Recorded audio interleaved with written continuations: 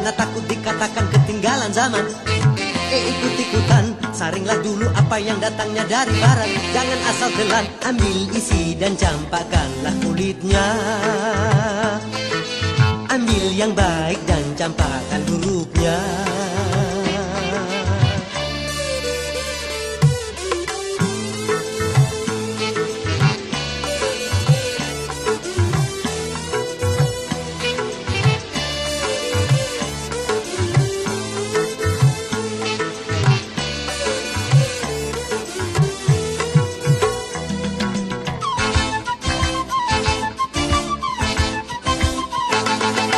Berkemajuan dan juga berpendidikan di dalam segala bidang, ini modern.